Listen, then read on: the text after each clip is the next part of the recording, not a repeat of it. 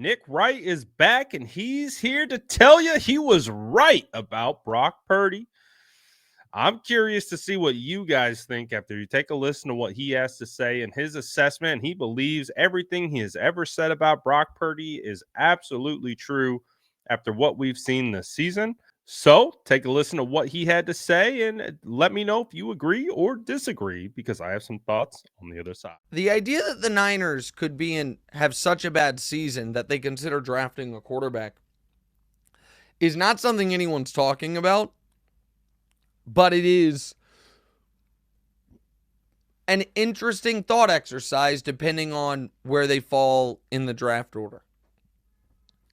And they would never do that to Purdy. Purdy's taken them to an NFC championship game and a Super Bowl. So did Jimmy G. And they gave up 3 first-round picks to go get his replacement. Now, that didn't work out. But if they all of a sudden just had a quarterback fall into their lap in an offseason when Purdy's, going to be wanting $60 million a year, well. But here's the thing that I want to say about the Niners, DeMonte. You don't hear so much anymore, Nick, you disrespect Brock, do you? You don't hear so much anymore, what more do you want Brock to do? You don't hear so much anymore, Nick, you're unfair, you judge him because he was 7th round pick, why won't you give him credit? Amazing. Amazing. How the moment Brock Purdy goes from having the most stacked supporting cast in the league to having a league average supporting cast, he looks like a league average quarterback. I'm not here to say I told you so, except for the case I effing told you so many times. And so many people were so adamant that I was unfair, that I wouldn't give the guy credit.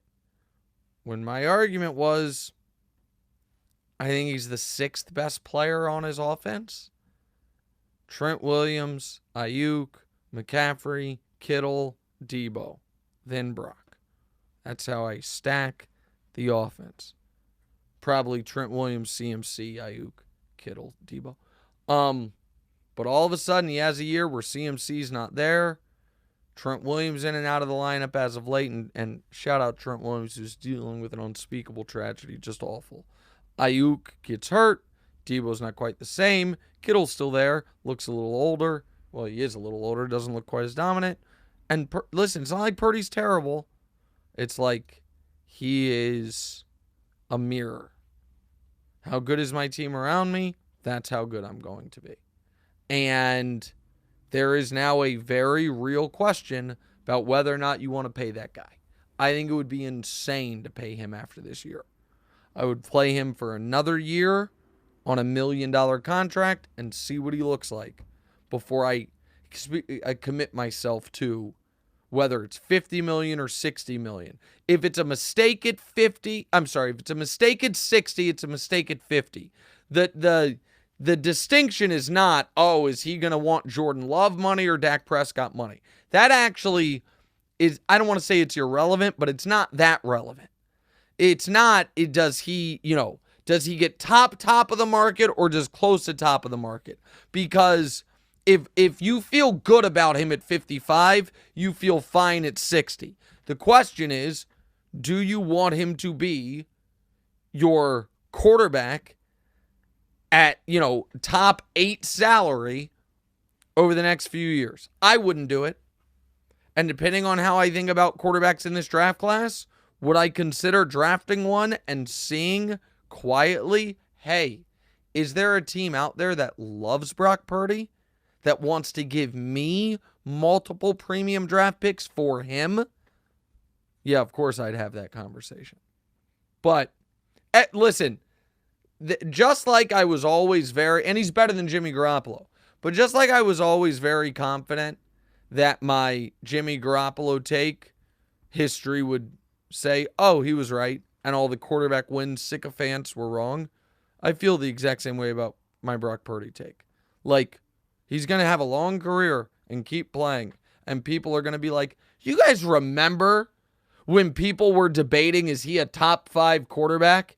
You remember when 4 days ago, David Lombardi, who covers the Niners, used to be for The Athletic, now he's independent, I think, said that Brock Purdy has accomplished more than Josh Allen in the NFL, is a more efficient quarterback than Josh Allen. That was a conversation 4 days ago.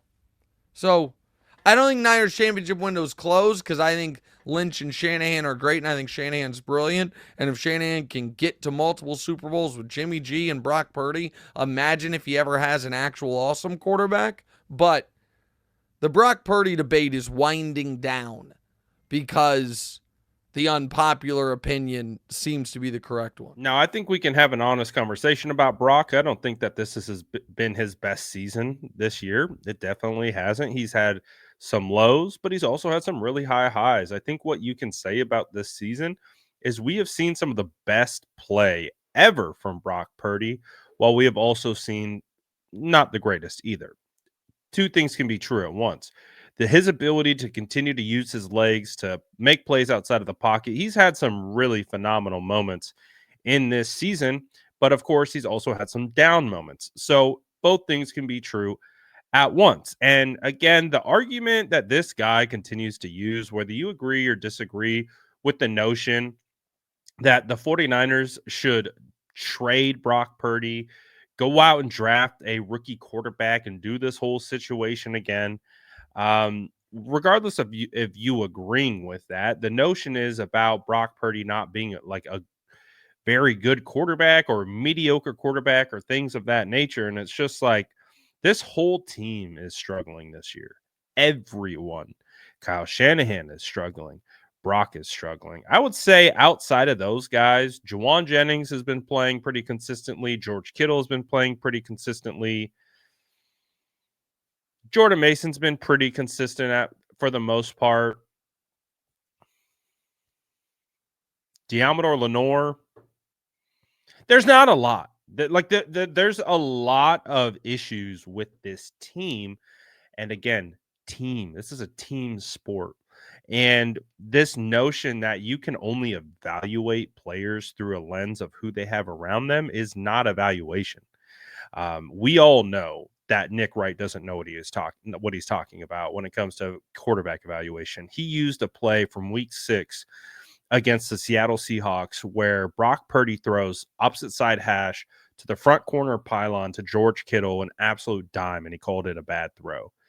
Is arguably one of the best throws that Brock Purdy has had on the season. This guy has disqualified himself from actually giving real football analysis. He just uses all of the hot button topics like, oh, he doesn't have the Avengers. Now they're not as good. And he just doesn't give any actual real analysis. And regardless, and again, two things can be true at once. Brock has had some really good moments. He's had some really bad moments. Both things are true. He's also been injured.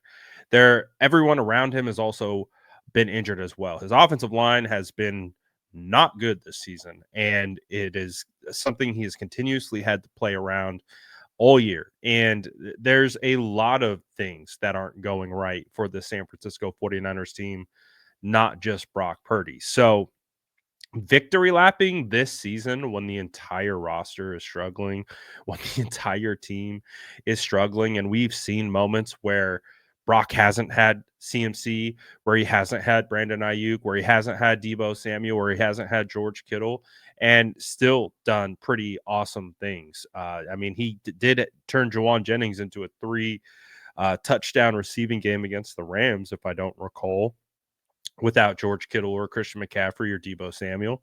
So he's played well without those guys. It's just, again, they lost that game for other reasons outside of him. So to me, it's what do they call it? A straw man argument. It's not based in really anything other than these ancillary things that aren't how you evaluate. Like, you can have your opinions of Brock Purdy, but what I will say is Nick Wright does not evaluate the quarterback position. He just talks about the quarterback position, and those are two fundamentally different things. So you can use all your whatever arguments that he's going to use. But again, he's just the fact that he thinks he's victory lapping and telling everyone I told you so after this season. All right, pal. Enjoy. But let me know what you guys think about this in the comments below. And as always, make sure to like and subscribe for more updates.